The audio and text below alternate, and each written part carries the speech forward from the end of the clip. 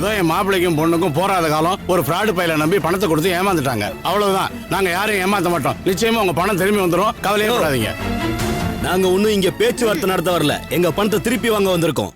ஒண்ணு பணத்தை கொடுங்க, இல்ல இவனை எங்க கூட அனுப்பி வைங்க. நாங்க எப்படி வாங்கணுமோ அந்த விதத்துல வாங்கிக்கிறோம்.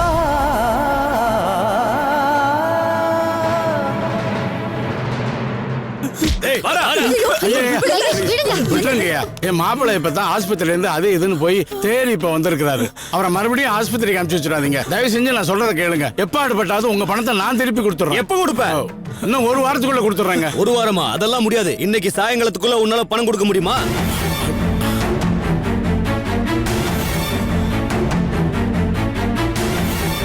இல்லங்கய்யா, நான் கண்டிப்பா கொடுத்துறேன். என்ன நம்பிக்கையா? நம்பலாமா? நிச்சயமா நம்பலாங்க. நான் புள்ள குட்டிக்காரங்க. உங்களெல்லாம் ஏமாத்திட்டு ஊரை விட்டு ஓடி போயிட மாட்டேங்க. யோ பெருசு, உன் வார்த்தையை நம்பிதான் அவனை விட்டுட்டு போறான். நீ சொன்ன மாதிரி சாயந்தரத்துக்குள்ள பணம் வரல, வீடு பூந்தி எல்லாத்தையும் தூக்கிட்டு போயிடுவோம். ஞாபகத்துல வச்சுக்க. வாங்க போகலாம் எல்லாம்.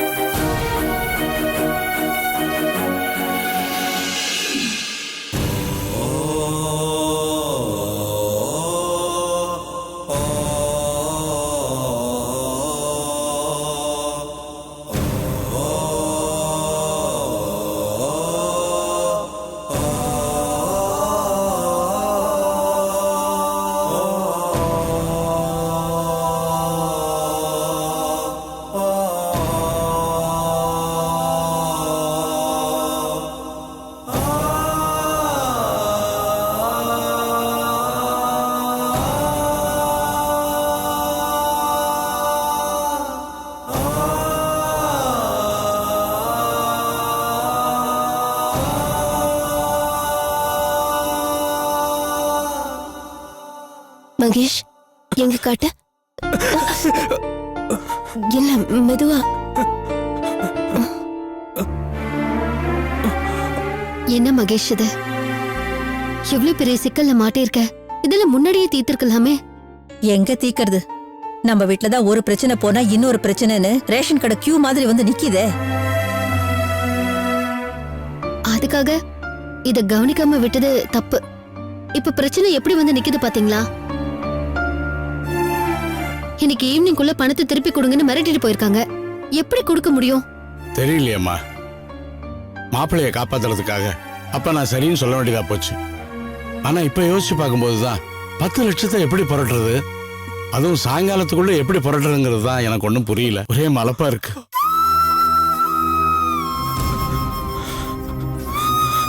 நான் கொஞ்சம் வெளியில போயிட்டு வந்துடுறேன். எங்க போற மகேஷ்? பணத்தை பொருட்டதா? நான் பணத்தை எப்படியாவது ரெடி பண்ணல. நான் போய் ரெடி பண்ணிட்டு வந்துடுறேன். எப்படி ரெடி பண்ணுவ? யார்கிட்ட கேப்ப? தெரிஞ்சவங்க, ஃப்ரெண்டு எல்லாரையும் பார்த்து கேட்க போறேன். யாருக்கிட்டையும் கேட்காம வேலை பார்த்தாவது ஊரர் பணத்தை திருப்பி கொடுத்தலான்னு பார்த்தேன். ஆனா நடக்கல. ஒழுங்கான வேலையும் கிடைக்கல, கிடைச்ச வேலையும் நிலைக்கல. என் உயிரை பணைய வச்சாவது இந்த பணத்தை நான் புரட்டிட்டு வரேன். கோயிலுக்கு போன ரேவதி வந்தா இந்த விவரத்தை சொல்லுங்க, நான் வரேன். மாப்பிள மாப்பிள, பணத்தோட வர மாமா.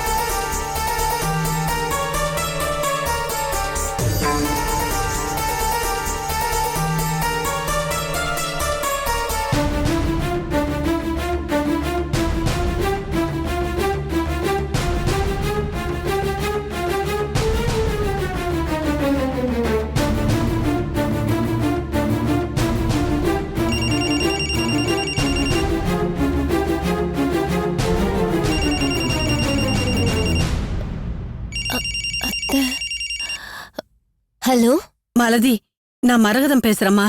சொல்லுங்க அத்தை. என்னம்மா சுரத்தையே இல்லாம பேசுற? நந்தினிய சமாதானப்படுத்த முடியலையா? இன்னும் அவ கோவத்துலதான் இருக்காளா? அத்தை, இங்க வேற ஒரு பிரச்சனை நடந்துச்சு அத்தை. பிரச்சனையா? என்ன பிரச்சனை? இல்ல அத்தை, திடீர்னு சில பேர் வந்து மகேஷ் அடிச்சிட்டாங்க.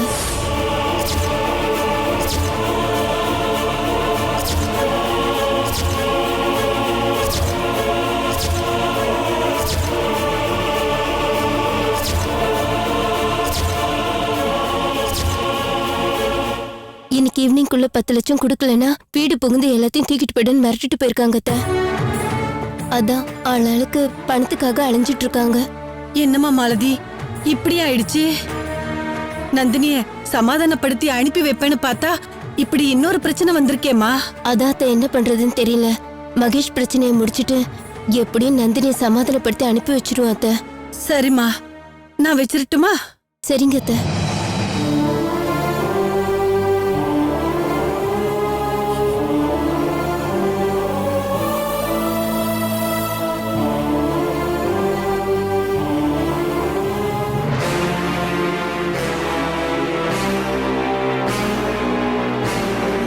நீ எல்லாம் நல்லவே இருக்க மாட்ட, நாசமா போயிடுவேன்.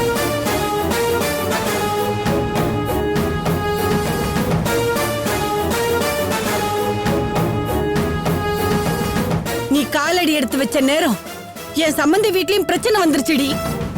எங்க எல்லாரையும் ஒழிச்சு கட்டணும்னு கங்கனை கட்டிட்டு தான் இந்த வீட்டுக்குள்ள வந்தியா நீ? ஆண்டி, நீங்க என்ன சொல்றீங்கன்னு எனக்கு புரியல. ஆ? உப்பு புளிய வச்சு தேய்ச்சு சொன்னாதான் உனக்கு விளங்குமா? ஆ? நீ இந்த வீட்ல காலடி எடுத்து வச்ச நேரம் நந்தினிய அனுப்பிட்ட. அப்புறம் என் சம்பந்தி வீட்ல காலடி எடுத்து வச்சு அந்த மகேஷுக்கும் பிரச்சனையை வர வச்சுட்ட. விளங்குமாடி உன் காலடி பட்ட இடம்?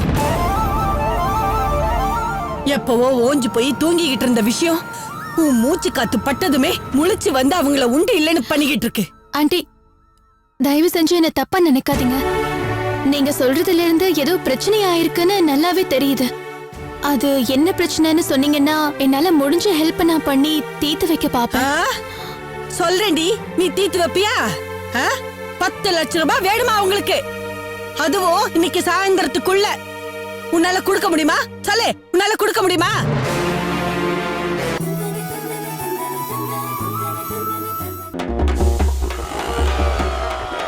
ஆமா, தீபாவளி என்னைக்குன்னு சொன்னீங்க? நீ பண்ண ஸ்வீட்டு ஆசம். நாசமா போச்சு. இது லேகியோங்க. பாடுறா, சேலையில சும்மா தேவதை மாதிரி இருக்கா பாடுறா. ஏய், அது அவங்க அம்மாடா. ஓங்கி அடிச்சா 1.5 டன் வெயிட்ரா. பாக்குறியா?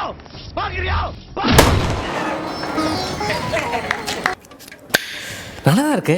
நீ சாப்பிடுறது நிப்பாட்டிட்டு அதையாவது சொல்லு. என்னது? அத ஹாப்பி தீபாவளி பா. ஹாப்பி தீபாவளி.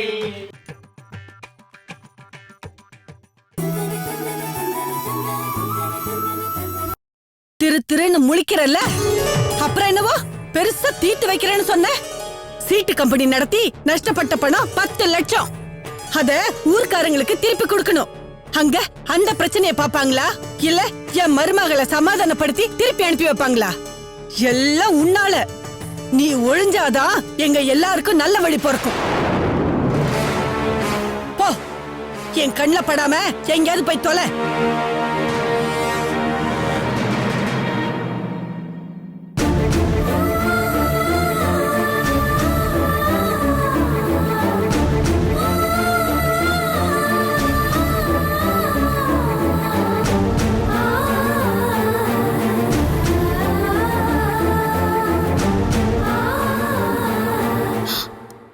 விஸ்வா, நந்தினி அக்கா வீட்ல பெரிய பிரச்சனை நடந்திருக்கு விஸ்வா. என்னாச்சு? மகேஷ் சிட் ஃபண்ட் கம்பெனி நடத்தினார்ல, அதுல பணம் கொடுக்கணுமா? உடனே திருப்பி கொடுக்க சொல்லி ஒரு கும்பலை கூட்டிட்டு வந்து மகேஷ அடிச்சிட்டாங்களா? ஐயோ, ஆண்டிக்கு ஃபோன் பண்ணி அவங்க விஷயத்த சொல்லிருக்காங்க. இன்னைக்கு ஈவினிங்குள்ள 10 லட்சம் ரூபாய் கொடுக்கணுமா? இல்லனா நடக்கிறதே வேறன்னு வார்ன் பண்ணிட்டு போயிருக்காங்க விஸ்வா. உனக்கு எப்படி தெரியுது? ஆண்டி தான் என்கிட்ட சொன்னாங்க. சரி, அது விடுங்க. இப்ப நீங்க மகேஷ் பிரச்சனையை தீர்க்கறதுக்கு ஏற்பாடு பண்ணுங்க. நானா? நான் என்ன பண்ணும்? அந்த 10 லட்சம் ரூபாவை ரெடி பண்ணி கொடுங்க விஸ்வா. ஏதோ சமையல ரெடி பண்ணுங்கிற மாதிரி பேசிட்டு இருக்க. 10 லட்சம் ரூபாய்க்கு நான் எங்க போறது? சான்ஸே கிடையாது. அதுவும் ஈவினிங் குள்ளங்கிற. யார போய் கேக்குறது, எங்க போய் வாங்குறது? ஐயோ விஸ்வா, உங்களால முடியும். நீங்க முயற்சி பண்ணுங்க. ஏய், நீ புரிஞ்சு பேசுறியா புரியாம பேசுறியா? நீ பேசிட்டு இருக்கிறது 10,000 ரூபா இல்ல 10 லட்சம். எங்க போவேன், யாரை கேட்பேன்? ஃபர்ஸ்ட் ஆஃப் ஆல் என்ன நம்பி அவ்வளவு பெரிய அமௌண்ட் யார் கொடுப்பாங்க? விஸ்வா ப்ளீஸ், ஏதாச்சும் பண்ணி பணத்தை ரெடி பண்ணுங்க. அப்பதான் நந்தினி அக்கா மறுபடியும் உங்க கூட சேர்ந்து வாழ்வாங்க. நீ என்ன,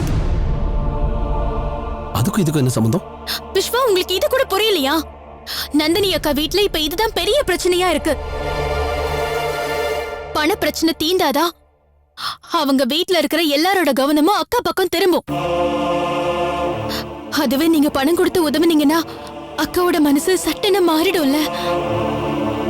அதனாலதான் விஸ்வா சொல்றேன், முதல்ல 10 லட்சம் ரூபாய் ரெடி பண்ணுங்க. லாஜிக் எல்லாம் சரியா தான் இருக்கு. பட் 10 லட்சம் ரூபாய்க்கு நான் எங்கடா போறது? 10 லட்சம் ரூபாய் நினைச்ச மாத்திரத்தை புரட்ட முடிஞ்சிருந்தா நான் ஏன் அடுத்தவன்ட்ட போய் வேலை பார்க்கறேன்? சொந்தமா பிசினஸ் பண்ணிருப்பேன்ல. ஐயோ விஸ்வா, இதெல்லாம் பேசிட்டு இருக்கிறதுக்கு நேரமே இல்ல. உங்க கம்பெனி எம்டி கிட்ட கேளுங்க. எம்டியா? ஆமா விஸ்வா, இருக்கிற பிரச்சனையெல்லாம் சொல்லி அட்வான்ஸ் பணமா இவ்ளோ கொடுங்கன்னு சொல்லி அவர்கிட்ட கேளுங்க. கண்டிப்பா தருவாரு. நான் ஏதோ அவர்கிட்ட கொடுத்து வச்ச மாதிரி பேசிக்கிட்டு இருக்கேன். ஒரு எம்டி கிட்ட போய் ஒரு 10,000 20,000 மேக்ஸிமம் ஒரு 50,000 வரைக்கும் ஹெல்ப் கேட்கலாம். 10 லட்சம் ரூபாய் போய் எப்படி கேட்கறது? கொடுக்கவும் மாட்டாரு first of all. Viswa, try பண்ணாமலேயே கொடுக்க மாட்டாங்கன்னு சொல்லாதீங்க விஸ்வா. எனக்கு என்னமோ உங்க எம்டி கட்டாயம் பணம் கொடுத்து உதவுவாருன்னு தோணுது. விளையாடாத கிலா. ஜஸ்ட் லைக் தட் ஒரு எம்டி கிட்ட போய் அவ்வளவு பெரிய Please, அமௌண்ட். விஸ்வா, நந்தினி அக்காவோட மனசை மாத்தி அவங்க கிட்ட நல்ல பேர் எடுக்க இதை விட ஒரு நல்ல சான்ஸ் கிடைக்கவே கிடைக்காது. நம்பிக்கையோட உங்க எம்டியை பார்த்து கேளுங்க, கண்டிப்பா கொடுப்பாரு. நீங்க கிளம்புங்க. தெரியல, என்னமோ சொல்ற, எனக்கு நம்பிக்கை இல்ல.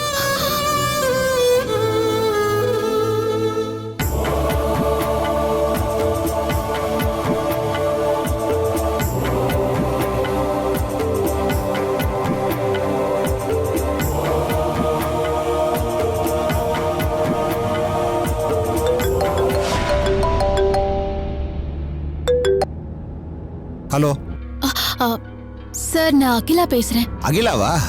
எப்படிமா இருக்க? ரொம்ப நாள் ஆச்சுமா உங்ககிட்ட பேசி. நான் நல்லா இருக்கேன் சார். இப்ப எதுக்கு உங்களுக்கு ஃபோன் பண்ணேன்னா, எனக்கு எமர்ஜென்சியா 10 லட்சம் ரூபாய் கேஷ் வேணும் சார். உனக்கு இல்லாத பணம் அகிலா? உங்க அப்பா எனக்கு எவ்வளவோ செஞ்சிருக்காரு. சரி, எப்போ வந்து பணத்தை வாங்கிக்கிற? சார், பணத்தை என்கிட்ட தர வேண்டாம். விஸ்வான்னு ஒருத்தர் இருக்காருல்ல, அவர்கிட்ட கொடுத்துருங்க. விஸ்வா கிட்டயா? எதுக்குமா அவர்கிட்ட கொடுக்க சொல்ற? அவர் வீட்ல ஒரு ப்ராப்ளம் சார். அதை சால்வ் பண்ணணும்னா இம்மீடியட்டா 10 லட்சம் ரூபாய் கேஷ் வேணும். அதுக்காக தான் உங்களுக்கு கால் பண்ணேன். விஸ்வா இப்ப உங்களை காண்டாக்ட் பண்ணுவாரு சார். அவர்கிட்ட கொடுத்துறீங்களா? அகிலா, நீ எது செஞ்சாலும் நல்லதுக்கு தான் செய்வ. விஸ்வா வரட்டும், நீ சொன்ன மாதிரியே பணத்தை அவர்கிட்ட கொடுத்துறேன். சார், நான் தான் பணம் கொடுக்க சொன்னேன்னு விஸ்வாக்கு தெரிய வேண்டாம் சார். நீங்களா அவருக்கு ஹெல்ப் பண்ற மாதிரி கொடுங்க ப்ளீஸ். ஓகேம்மா, நீ உதவுறத பப்ளிசிட்டி பண்ண வேண்டாம்னு நினைக்கிற. ஓ நல்ல மனசு எனக்கு புரியுதும்மா. நீ சொன்னபடியே நான் செஞ்சிடறேம்மா. ரொம்ப தேங்க்ஸ் சார்.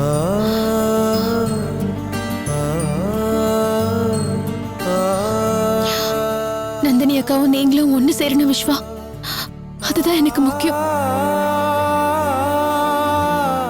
அதனாலதான் நான் உங்களுக்கு இந்த விஷயம் தெரிய வேண்டாம்னு சொன்னேன்.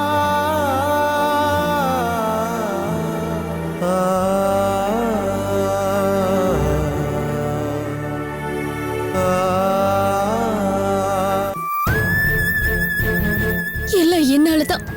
ஃப்ரெண்டுன்னு ஒருத்தைய நம்பி நான் தான் சிட் ஃபண்ட் ஆரம்பிச்சேன்.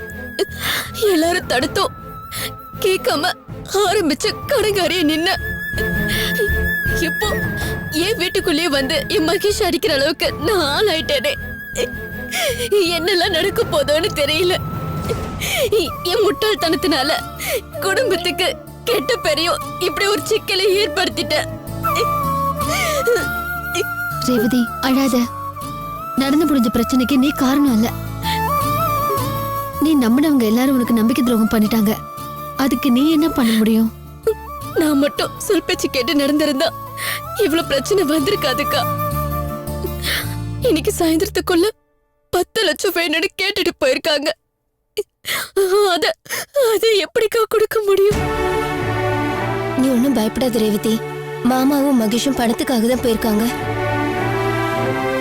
எப்படியும் பணத்தை புரட்டிட்டு வந்துருவாங்க. நீ கொஞ்சம் நம்பிக்கையா இரு.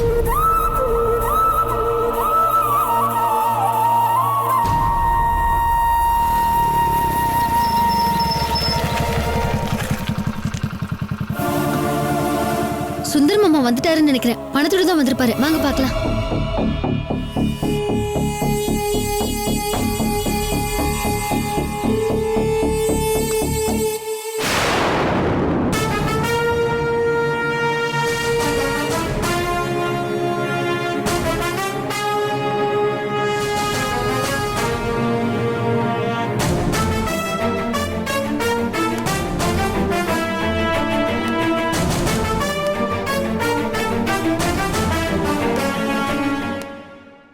எதுக்கு இங்க வந்தீங்க? முதல்ல வெளியே போங்க. நந்தினி ப்ளீஸ், எதுக்கு வந்திருக்கேன்னு தெரிஞ்சுக்கிட்டு பேசு. இங்க என்ன பிரச்சனை நடந்துட்டு இருக்குன்னு தெரியாம உங்க பிரச்சனையை பேச வந்துட்டீங்களா? அத பத்தி பேசுறதுக்கு நீ எதுவும் இல்ல. எடுத்து காலி பண்ணிட்டு இங்க இருந்து போங்க. ஐயோ, நிலைமை என்னன்னு தெரிஞ்சுதான் வந்திருக்கேன். நான் ஒண்ணு நம்ம பிரச்சனையை பேச வரல, மகேஷ் பிரச்சனை பேசுறதுக்கு தான் வந்திருக்கேன்.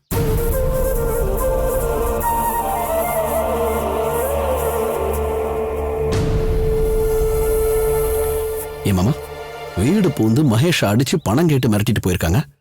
யாரும் ஒரு ஃபோன் கூட பண்ணி சொல்லலையே எனக்கு. மாப்பிள, அது அப்ப இருந்த சூழ்நிலையில அத்தை ஃபோன் பண்ணப்போ நான் சொன்னேனே விஸ்வா. அம்மா சொல்லிதான் நானும் தெரிஞ்சுக்கிட்டேன். எனிவே, பணத்தை ரெடி பண்ணிட்டேன், இந்தாங்க.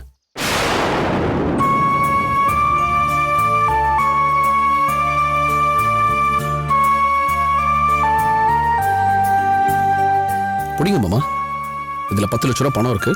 யாருக்கு கொடுக்கணுமோ கொடுத்து செட்டில் பண்ணுங்க, இந்தாங்க. அத வாங்காதீங்கப்பா.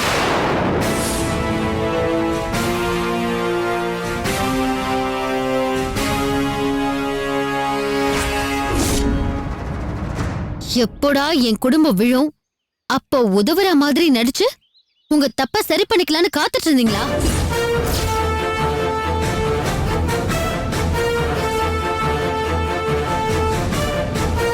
எங்க பிரச்சனை தீர்த்துக்க எங்களுக்கு தெரியும். நீங்க ஒன்னும் உதவி செய்ய தேவையில்ல. அதை எடுத்துக்கிட்டு கிளம்புங்க. நந்தினி, நான் என்ன சொல்றேன்னா, வேண்டாப்பா, இந்த மாதிரி சந்தர்ப்பவாதிகளோட உதவி தேவையில்ல.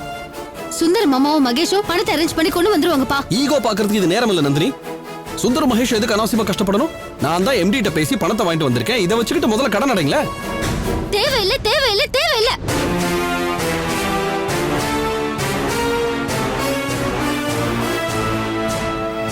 நீங்க அதை எடுத்துட்டு போலாம். நந்தினி, அம்மா சொல்றது கேளும்மா. பணம் ஏற்பாடு பண்ணிக்கிட்டு வரேன்னு போனவங்க எப்ப வருவாங்க, என்ன முடிவுல வருவாங்கன்னு நமக்கு தெரியாது. ஆனா மாப்பிள்ள கையோட பணம் கொண்டு வந்திருக்காரு. அத வாங்கிக்கலாமா நந்தினி? அப்படி நீங்க வாங்குனீங்கன்னா நீங்க எல்லாரும் என்ன பார்க்கவே முடியாது.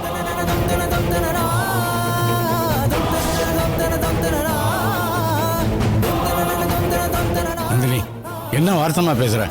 மாப்பிள்ளை நம்மளுடைய சூழ்நிலையை புரிஞ்சுக்கிட்டு சமயம் பார்த்து நல்ல நேரத்துல நமக்கு உதவி பண்ண வந்திருக்கிறாரு. அதை ஏத்துக்காம இப்படி என்னென்னமா பேசிட்டு இருக்கிய? இவர் கொண்டு வந்திருக்கிறது சமயத்துக்கு உதவுறதுக்காக இல்ல, உள்நோக்கத்தோட தான் கொண்டு வந்திருக்காரு. அது முதல்ல புரிஞ்சுக்கோங்க.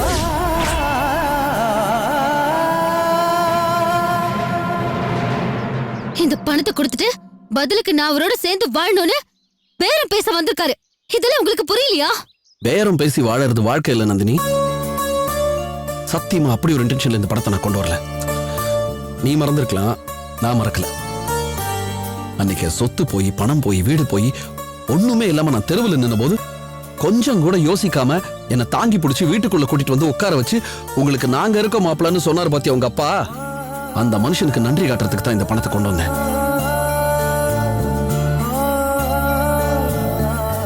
நன்றி விசுவாசம் எல்லாம் எங்களுக்கும் இருக்கு நந்தினி. தயவு செஞ்சு இந்த பணத்தை வாங்கிட்டு பிரச்சனை முடிக்கிற வழி பாருங்க. என் முடிவை ஏற்கனவே நான் சொல்லிட்டேன். அக்கா, நான் சொல்றேனே தப்பா எடுத்துக்காத. இப்ப இருக்கிற நிலைமையில வந்திருக்கிற பணத்தை நம்ம வேண்டான்னு சொல்லணுமா? வாங்கி பிரச்சனை தீர்த்தலாமேக்கா. நம்பிக்கை இழக்காத ரேவதி. சுந்தர் மாமாவும் மகேஷும் எப்படியும் பணத்தோட வந்துருவாங்க. அந்த நம்பிக்கை எனக்கு இருக்கு. ஒருவேளை அவங்க பணத்தோட வரலனா என் உயிரை பணைய வச்சாவது அந்த பணத்தை நான் ஏற்பாடு பண்றேன்.